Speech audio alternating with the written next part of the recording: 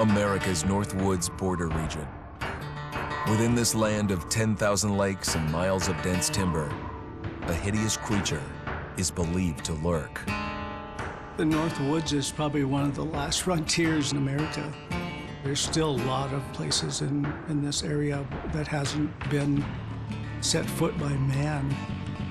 Monsters and mysteries exist here because it is remote. Up in the North Woods, winters are long. In times of biting cold and isolation, a devouring monster is believed to come forth.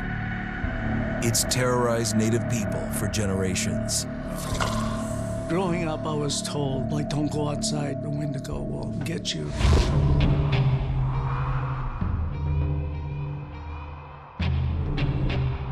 Among the traditions of the northern Algonquin tribes is the Wendigo, a monster that can seize hold of a person to carry out its hunger for human flesh. Many Native Americans fear even talking about this Wendigo, and even the mention of the name will let the Wendigo find out where you are, and it will open you up to be possessed by this Wendigo.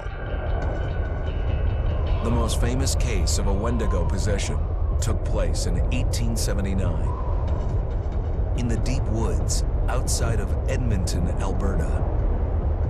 Swift Runner, a Cree Indian, was a trapper and a guide. He had left town the previous autumn with his wife, 6 children, and his mother. But when Swift Runner returned in spring, he was alone. Swift Runner came into a nearby village telling this heartbreaking tale. I had to watch them starve to death. Of his family being killed by starvation, and that he was the only survivor. My whole family gone. It wasn't hard to understand a family falling victim to a brutal winter. To even not. Yet something was suspicious about Swift Runner. He was a strapping man, and he came into town weighing over 200 pounds. It didn't look like somebody who had just weathered a terrible winter. He wasn't malnourished, didn't look like he was starving. He looked healthier than ever. After a few nights, it became clear that something was wrong. He started having night terrors, screaming in his sleep. I am the Wendigo! Villagers alerted the police. Swift Runner actually guided them back to his winter cabin. When they got there, that's when they saw the true horror.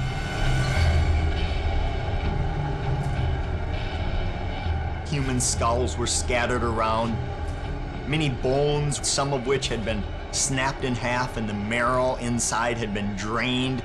They had never seen anything like it. Swift Runner had killed his entire family, shooting them, hitting them with an axe, strangling, and then eating most of their bodies.